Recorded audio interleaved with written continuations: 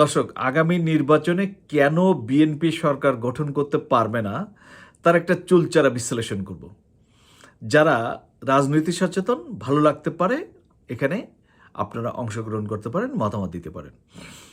বাংলাদেশে দুটি ধারা ছিল, একটা আওয়ামী লীগের নেতৃত্বাধীন 14 দলীয় জোট, আরেকটি বিএনপি জামাতের নেতৃত্বে আরও 20 দলীয় জোট। আওয়ামী লীগ যখন জুলাই বিপ্লবের পর শেখ হাসিনা যখন পলাতক হলো, দেশ ছেড়ে চলে গেল, তখন বিএনপির মাথার মধ্যে শুধু কাজ করেছিল ভোট আর ভোট। আর বিএনপি নেতাদের মধ্যে মাথায় ছিল কিভাবে কোনটা দখল করতে পারি। তারা দখল বাণিজ্য করেছে, তারা অনেক বদনাম করে ফেলেছে দলটি। কারণ তারা মনে করেছিল জুলাই বিপ্লব হয়েছে, হাসিনা নাই, স্বাভাবিকভাবে তাদের আর ধরে রাখে বাকি, তারাই তো রাষ্ট্র ক্ষমতায় যাচ্ছে, ওভার কনফিডেন্ট ছিল তারা। যার কারণে দল সম্প্রসারণের কাজ না করে, কোনো ইলেকশন ক্যাম্পেইন না করে, তারা শুধুমাত্র নিজেদের আখের গোছানোর কাজে ব্যস্ত হয়ে পড়েছিল। আর এর বিপরীতে জামাত ইসলামী খুব সুকৌশলে, খুব দক্ষতার সাথে ইসলামী শক্তিকে ঐক্যবদ্ধ করার চেষ্টা করে, যার কারণে এক পর্যায়ে তারা সমর্থ হয়। বিগত 1.5 বছর ধরে জামাত ইসলামীর নেতৃত্বে সকল ইসলামী দল একসাথে বিভিন্ন বিভাগীয় শহরে কাজ করেছে। ইসলামী শক্তির দেশ, ইসলাম দেশ, মানবতার পক্ষে ওয়ান বক্স পলিসি, চরমনের আইডিয়া যেটা তারা দাবি করেন, সে আইডিয়াতে জামাত অ্যাকসেপ্ট করে সকল ইসলামী দলকে নিয়ে ঐক্যবদ্ধ একটি প্ল্যাটফর্ম দাঁড় করানোর চেষ্টা করেছে এবং ক্যাম্পেইন করেছে। এবং সাধারণ মানুষের মধ্যে এবার ইসলামকে ক্ষমতায় নিয়ে আসবে, ইসলামী শাসন কায়েম করবে, এরকম একটা মানসিকতা সাধারণ মানুষের মধ্যে একটি আশার, একটি স্বপ্নর, একটা স্ট্রং স্বপ্ন গড়ে উঠেছিল। যদিও সর্বশেষ বিএনপি ইসলামী শক্তিকে ভাঙানোর জন্য প্রথম সাকসেস হয় তারা জমিয়েতে উলামা ইসলাম নামে একটি দলকে সাথে নেয়ার। খেজুর গাছ মার্কা দলটি, সেই দলের 4 জনকে তারা নমিনেশন দিয়ে রুমিন ফারহানার মতো নেত্রীকে তাদেরকে বিসর্জন দিতে হয়, শুধুমাত্র যাতে ইসলামিক শক্তি ঐক্যবদ্ধ হতে না পারে। এর পাশাপাশি তারেক রহমান যখন লন্ডনে, তখন লক্ষ্য করে দেখবেন যে মির্জা ফখরুল ইসলাম সাহেব চরমোনাই সহ বিভিন্ন ইসলামিক দল বা বিভিন্ন ছোট ছোট দলের সাথে পার্সোনালি গেছে, কথা বলছে, ঐক্য করার চেষ্টা করেছে 31 দফার ভিত্তিতে। কিন্তু বেশিরভাগ দল তাদের সাথে 12 দলীয় জোট একসাথে হওয়ার পরও আসলে শেষ পর্যন্ত বিএনপি তেমন কাউকে ধরে রাখতে পারেনি। শুধুমাত্র হাতে গোনা 2-1টি দলকে ছাড়াই বিএনপির সাথে ঐক্যবদ্ধ শক্তি সেই জোটকে খুব স্ট্রং জোট বিএনপি করতে পারেনি, কারণ বিএনপির মনে স্ট্রং কনফিডেন্ট ছিল যে তারা হয়তো এমনিই জিতে যাবে, যার কারণে শরিক দলকে তারা কোনো পাত্তাই দেয়নি। এটি বিএনপির জন্য বড় ধরনের সমস্যা ডেকে আনছে। এখন এর বিপরীতে, বিএনপির বিপরীতে জামাত ইসলামের নেতৃত্বে বাংলাদেশের বেশিরভাগ প্রায় 6টি ইসলামিক দল ঐক্যবদ্ধ হয়েছে এবং সকল ইসলামিক সেন্টিমেন্টের যত ভোট আছে, বিশেষ করে সিনিয়র যে সমস্ত পার্সনরা রয়েছে, যারা মনে করে ভালো মানুষকে ভোট দেওয়ার মাধ্যমে আমি পরকালের মুক্তি পেতে পারি এবং নাজাত পেতে পারি, এরকম একটা বিশ্বাস রয়েছে সাধারণ মানুষের মধ্যে। দীর্ঘদিন এই ক্যাম্পেইন বিএনপির নেতৃত্বাধীন 20 দলীয় জোট সবসময় করেছে। জাতীয়তাবাদী ইসলামী শক্তি হিসেবে খালেদা জিয়া সবসময় বলতেন। সেই ইসলামিক শক্তি যখন বিএনপি থেকে বেরিয়ে গেছে, তখন বিএনপি অটোমেটিক্যালি একটা মেজরিটি পোর্শনের ভোট তারা হারিয়েছে। এটি হচ্ছিল নাম্বার 1। নাম্বার 2, যেহেতু বিএনপি মনে করেছিল যে আমরাই সরকার গঠন করব, আমাদের আর রক্ষা করার কেউ নেই, আমরাই ওভার কনফিডেন্ট ছিল বিএনপি, যার কারণে তারা জুলাই বিপ্লবের যে চেতনা, যে স্পিড, সেটি তারা ধারণ করতে ব্যর্থ হয়েছিল। জুলাই বিপ্লবের চেতনা কী ছিল? নতুন রাষ্ট্র চিন্তা, অর্থাৎ রাষ্ট্র সংস্কার আন্দোলন, রাষ্ট্রের সংবিধান সংস্কার, রাষ্ট্র যাতে ফ্যাসিস্ট জন্ম হতে না পারে সেই সংস্কার, যেমন পরিবারতন্ত্রের বিলোপ, সংসদ প্রধানমন্ত্রী এবং রাষ্ট্রপতি এবং প্রধানমন্ত্রীর মধ্যে ক্ষমতার ভারসাম্য, বিচার বিভাগের স্বাধীনতা, কেয়ারটেকার সরকার প্রধান, এই ধরনের যত রকম জুলাই সনদের যে সমস্ত বিষয় রয়েছিল, এগুলোর সাথে নোট অফ ডিসেন্ট দিয়ে বিএনপি বারবার এটাকে বিলম্বিত করার চেষ্টা করেছে এবং নোট অফ ডিসেন্ট দিয়েছে বারবার, যার কারণে জুলাই যোদ্ধা যারা ছিল এনসিপির আস্থা অর্জন করতে বিএনপি ব্যর্থ হয়েছে। সর্বশেষ যেটি হয়েছে, যার কারণে এনসিপিকে জুলাই বিপ্লবের অগ্রসারী নেতাদেরকে এনসিপিকে বিএনপির সাথে নিতে ব্যর্থ হয়েছে। এটি বিএনপির জন্য আরেকটি কাল হলো। অর্থাৎ বাংলাদেশে যদিও সব আপামর মানুষ জুলাই বিপ্লবে অংশগ্রহণ করেছিল, কিন্তু তারপরও বিপ্লবের যারা মূল মূল স্টেক হোল্ডার, সেই জুলাই যোদ্ধা, তারা যখন বিএনপির সাথে না গেল, তখন বিএনপি আসলে একটু কনফিউজড হয়ে গেল যে তারা কি জুলাই বিপ্লবের পক্ষে থাকবে নাকি বিপক্ষে থাকবে। তার কারণে তারেক জিয়া 23-এ, আপনাদের মনে থাকার কথা, সিলেট থেকে যখন 23-এ জানুয়ারি তিনি যখন ক্যাম্পেইন শুরু করলেন, তখন কিন্তু জুলাই যোদ্ধাদের ব্যাপারে, জুলাই সনদের ব্যাপারে অথবা হানা ভোটের ব্যাপারে তিনি কোনো কথা বললেন না, বরং তিনি পজিশন নিলেন কোনটা, যেই পজিশনটা আওয়ামী লীগ নিত। অর্থাৎ তিনি মনে করলেন যে আমি আওয়ামী লীগের ভোট পেয়ে আওয়ামী লীগের যে ভোটগুলো রয়েছে সেই ভোটগুলো নিয়ে, অর্থাৎ ইন্ডিয়া ব্যাক যেই সেন্টিমেন্ট রয়েছে, বামপন্থীদের এই সেন্টিমেন্ট, যেহেতু ইসলামিক দল আমার সাথে আসছে না, স্বাভাবিকভাবে আমি এই ব্লকে টু লেফটে চলে যাই। সুতরাং তারা এখন মোর অফ লেফটিস্ট পজিশনে যে আন্দোলন করার চেষ্টা করে পজিশনটা নিল, এবং জুলাই যোদ্ধাদেরকে হারালো। এবং স্বাভাবিকভাবেই তাদের নেতারা, বিভিন্ন কর্মীরা জেলা লেভেলে, থানা লেভেলে, গ্রাম লেভেলে কেউ নায়ের পক্ষে ভোট দেওয়ার পক্ষে ক্যানভাস করলো।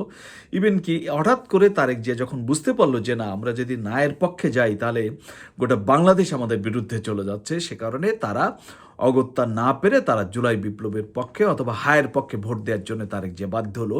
কিন্তু দিন শেষে সেটি অনেক বিলম্বিত হলো। এটি বিএনপির জন্য দ্বিতীয় ব্যর্থতা, যে তারা কেন সরকার গঠন করতে পারবে না।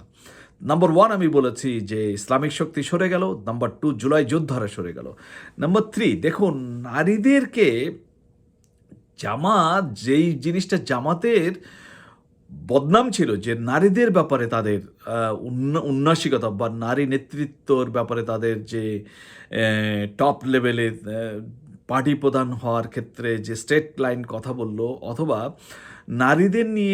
নারীরা জামাত সম্পর্কে যে ধারণা ছিল, সেই ধারণাকে পজিটিভ পজিশনে নিয়ে আসার জন্য খুব স্মার্ট মুভ নিয়েছে জামাত। যার কারণে নারীরা তাদের ইনক্লুসিভনেসের কারণে, ইনক্লুসিভ পলিটিক্সের কারণে, যেমন ধরেন বিশ্ববিদ্যালয়গুলোতে মেয়েদেরকে পাশে বসিয়ে সাধারণ ওপেন মাইন্ডেড মানসিকতার মতো করে তারা যখন অ্যাড্রেস করা শুরু করেছে এবং নারীদেরকে সম্মান দেওয়া শুরু করেছে এবং তাদের নিয়ে ইনক্লুসিভ যখন প্রোগ্রাম করা শুরু করেছে এবং নারীদেরকে যখন বিভিন্ন সভা, সেমিনার, সিম্পোজিয়ামে এগিয়ে দিচ্ছে, নারী নেতৃত্ব আগানোর ব্যাপারে যখন তারা উদার হয়েছে, তখন নারীরা মূলত জামাতের প্রতি পজিটিভ হয়ে গেছে ইতিমধ্যে, যেটা জামাত খুব ভালোভাবে অ্যাড্রেস করতে পেরেছে নারীদের ব্যাপারে।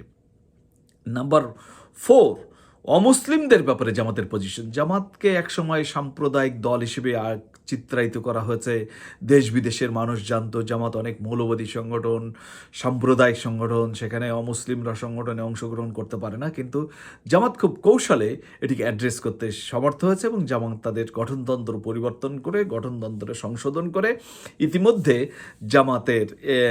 জামাতের দল থেকে একজন অমুসলিমকে ইতিমধ্যে নমিনেশন দিয়েছে। এবং জামাত ইতিমধ্যে নমিনেশন দিয়ে তারা প্রমাণ করতে চেয়েছে যে আমরা মূলত ধর্ম সাম্প্রদায়িক দল নই, আমরা উদার গণতান্ত্রিক more of modern Islamic political party হিসেবে নিজেদেরকে পরিচয় করতে সক্ষম হয়েছে। নাম্বার 4, দেখুন জামাতের 71 সাল নিয়ে যে বদনাম ছিল সেটিকে জামাত খুব কৌশলে অ্যাড্রেস করেছে। যেমন ধরেন জামাতের সাথে বিএনপির যে কিশোরগঞ্জ জেলা সভাপতি জনাব মেজর আখতারুজ্জামান সাহেবকে খুবই পার্সোনাল কন্ট্যাক্টের মাধ্যমে তাকে মোটিভেট করে হোক যে কোনোভাবেই আখতারুজ্জামান সাহেবকে নিজের দলে নিতে পেরেছে। এরকম আরও কিছু মুক্তিযোদ্ধাদেরকে বিভিন্ন জায়গায় নিয়ে এসেছে এবং জামাত আমির খুব বুদ্ধিমানের মতো 47 থেকে 71 পর্যন্ত তাদের যে অপরাধ রয়েছে সেই অপরাধগুলোর সম্পর্কে তিনি দুঃখ প্রকাশ করেছেন, ক্ষমা চেয়েছেন। এবং সবচেয়ে মজার যে ট্রাম্প কার্ডটি হচ্ছে সেটি হচ্ছে যে মুক্তিযুদ্ধের যে ওয়ান অ্যান্ড অনলি বীর বিক্রম যে পার্টিতে রয়েছে সেটি অলি আহমেদের দল, সেই অলি আহমেদ সাহেবকে জামাত তার জোটে নিতে সক্ষম হচ্ছে। এটি জামাতকে আর এক ধাপ এগিয়ে দিয়েছে। অর্থাৎ 71 ইস্যুকে প্রপারলি অ্যাড্রেস করা, মুক্তিযুদ্ধকে ধারণ করা এবং মুক্তিযুদ্ধের বীর বিক্রমকে পাশে নিয়ে জনসভা করা, ভাষণ দেয়া, সেটি জামাতকে স্বাধীনতা বিরোধী যে ত্যাগ, সেই ত্যাগটা অনেকটাই প্রশমিত করেছে। 6 নম্বরে আমি যে জিনিসটা বলবো সেটি হচ্ছে যে জামাত জোটে যে জামাত জানে বিএনপির সাথে একসাথে কাজ করার কারণে জামাত জানে যে বিএনপির স্ট্রং পয়েন্ট কোথায়। সেই স্ট্রং পয়েন্টগুলোতে জামাত খুব তাদের সংগঠনকে বিশেষ টার্গেট করে কাজ করেছে, যার কারণে নারীদের মধ্যে এবং ইয়াংদের মধ্যে জামাতের অ্যাকসেপ্টেন্স অনেক বেড়ে গেছে। সবগুলো জরিপ এবং সবগুলো ইন্টারন্যাশনাল কমিউনিটির কাছে জামাতের গ্রহণযোগ্যতা বেড়েছে, কারণ তারা ইন্টারন্যাশনালি তারা দেখেন জামাত আমির বিভিন্ন দেশে দেশে বিভিন্ন কূটনীতিকদের সাথে মিটিং করেছে, ইউরোপ ভিজিট করেছে, আমেরিকা ভিজিট করেছে। জামাত আমির পার্সোনালি বিভিন্ন নায়েবে আমির সাহেব ভিজিট করেছেন, বিভিন্ন দেশি বিদেশি কমিউনিটির সাথে কথা বলেছেন, যার কারণে জামাত মোর অফ ইন্টারন্যাশনালি অ্যাকসেপ্টেড একটি পলিটিক্যাল পার্টি হয়ে উঠেছে।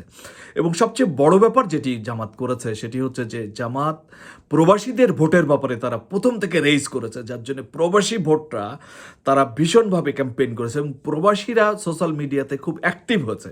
এবং সোশ্যাল মিডিয়াতে আজকে যে অ্যাক্টিভনেস, সেই প্রবাসীরা জামাতের প্রত্যেকটা অ্যাক্টিভিটিতে হ্যাপি হয়েছে এবং চাঁদাবাজ দুর্নীতিবাজ এই গোষ্ঠীকে না করার জন্য তারা মোর স্ট্রং হয়েছে। তারেক জিয়া দেশে না থাকা এটা একটা বিএনপির জন্য অনেক বড় সমস্যা। যেমন দেখেন তারেক জিয়া যখন বাংলাদেশে যখন গেল, যার পর তিনি যেভাবে কতটা ইনফরমেশন তার কাছে আপডেটেড নাই সংগঠনটির। যেমন ধরেন তার প্ল্যান ছিল দ্বিতীয় দিন তারেক জিয়া যেদিন প্রত্যাবর্তন করে, তিনি জুলাই যোদ্ধার আহতদের হসপিটালে ভিজিট করার একটা প্ল্যান ছিল।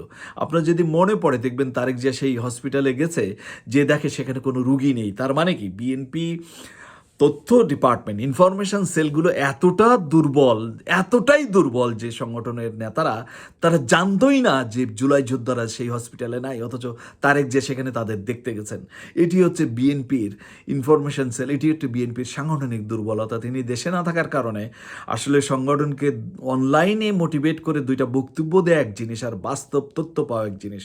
তার প্রমাণ হচ্ছে দেখুন নমিনেশন দিতে যে বিএনপি সবচেয়ে বড় যেটা ভুল করেছে, দেখবেন সুনামগঞ্জ সম্ভব এবং আরেকটা হলো সাতকে দুইজন ক্যান্ডিডেটকে নমিনেশন দিয়েছে, আসলে তারা মানুষের সাহায্য ছাড়া চলাফেরা করতে পারে না, এরকম মানুষকে বিএনপি নমিনেশন দিয়েছে। যেটি তারেক জিয়া যদি দেখতেন, যদি ফিজিক্যালি ইন্টারভিউ নিতে পারতেন, তাহলে আমার ধারণা তারেক জিয়া এই কাজটি করতে পারতেন না। তার মানে আসলে বিএনপি নমিনেশনের ক্ষেত্রেও দেখবেন যে প্রায় 82 জন ঋণখেলাপি তাদেরকে বিএনপি নমিনেশন দিয়েছে, যার মধ্যে ইতিমধ্যেই অনেক ঋণখেলাপি, ইতিমধ্যে তাদের নামে মামলা রয়েছে। বেশ কিছু আসনে বিএনপি চূড়ান্ত রায় হয়ে ইলেকশনে জিতে গেলেও চূড়ান্ত রায়ে নির্বাচন কমিশন চূড়ান্ত রায় দিতে পারবে না ততক্ষণ না পর্যন্ত মামলার ফাইনালাইজ না হবে। যদিও ঋণখেলাপিদেরকে ইলেকশনে বাছাইতে মানে বাতিল থেকে রক্ষা করার জন্য ফখরুল ইসলাম সাহেব ইয়েতে গেছিল, কি বলে এটাকে, নির্বাচন কমিশনে গেছে, বাইরে মব সৃষ্টি করেছে ছাত্র দল করে, কোনোভাবে রেহাই পেরেছে, কিন্তু তারপরও মামলা ঠুকে আছে হাইকোর্টে। স্বাভাবিকভাবে তার বিচার হবে। আমি জানি না তাদের ভাগ্য কি নির্ভর করছে। ইতিমধ্যে সেটির এফেক্ট, ঋণখেলাপির এফেক্ট, যে 18,000 কোটি টাকা যে ঋণখেলাপি, তার মেজরিটি 59% ঋণখেলাপি বিএনপির সাথে রয়েছে, যার কারণে আজকে বাংলাদেশে মজলুম এবং টাকাওয়ালা দুর্নীতিগ্রস্তদের ভোট বনাম মজলুম এবং সৎ মানুষের ভোট হিসেবে একটা নতুন ইমেজ তৈরি হয়েছে বাংলাদেশে। এবং সর্বশেষ আমি যেটা বলবো সেটি হচ্ছে যে বিএনপি আমার কাছে মনে হয় তারা স্ট্র্যাটেজিক্যালি ইন্ডিয়া ভারতীয় আগ্রাসন বিরোধী যে ভোটগুলো রয়েছে বাংলাদেশে সেটি তারা পাচ্ছে না। স্বাভাবিকভাবে মনে করেছিল যে আওয়ামী লীগের ভোট তারা পাবে, যার কারণে বিভিন্ন জায়গায় নেতারা বক্তব্য দিলেও খুব আওয়ামী লীগের যে মানে দুর্নীতিগ্রস্ত লোক অথবা টাউট বাটপাট টাইপের যে শ্রেণীটা রয়েছে, যারা মনে করেছিল বিএনপি ক্ষমতায় আসবে, আমরা বিএনপিতে জয়েন করি, সে ধরনের দুশ্চরিত্র এবং যাদের সমাজে নেতিবাচক ইমেজ রয়েছে সেই ধরনের লোকগুলো বিএনপি সাথে পেয়েছে। কিন্তু বাকি ভালো মানুষগুলো, আওয়ামী লীগের ভালো মানুষগুলো, তারা আসলে দেশে যাতে সৎ নেতৃত্ব প্রতিষ্ঠিত হয় এবং তারা, আমার মনে হয় যে তারা বিএনপির দিকে না ঝুঁকে তারা বিএনপির বিপরীতে জামাতের দিকেই হয়তো তারা ভোট দিবে, এটি আমার কাছে মনে হচ্ছে। এটাই ছিল দর্শক আমার ব্যক্তিগত মূল্যায়ন, ব্যক্তিগত চিন্তা, যার কারণে বিএনপির সবচেয়ে বড় যেটি বিষয় সেটি আমার কাছে যেটা মনে হয় সেটা হলো যে বিদেশ থেকে যতগুলো জরিপ হচ্ছে দেখবেন যে বাংলাদেশের সকল মিডিয়া যেগুলো তারা দখল করেছিল সেই দখলগুলো আসলে খুব ভুয়া কিছু জরিপ করে যেগুলো ধোপে টেকে নাই, এই ধরনের তথ্য দিয়ে নিউজ করার চেষ্টা করেছে।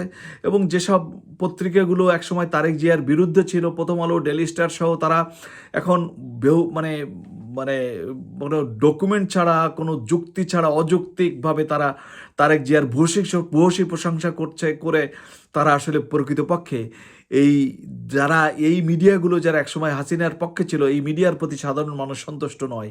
স্বাভাবিকভাবে তারেক জিয়াকে বাংলাদেশের মানুষের যে অ্যাকসেপ্টেন্স হওয়ার কথা ছিল, সেই অ্যাকসেপ্টেন্স সাধারণ মানুষের কাছে তারেক জিয়ার সেই গ্রহণযোগ্যতা প্রত্যাশিত পর্যায়ে পৌঁছায় নেই। তার বিপরীতে 11 দলীয় জোট ঐক্যবদ্ধ হয়েছে, সবাই বেরিয়ে আসছে, তারেক জিয়া তার জোটকে শক্তিশালী করতে পারে নাই।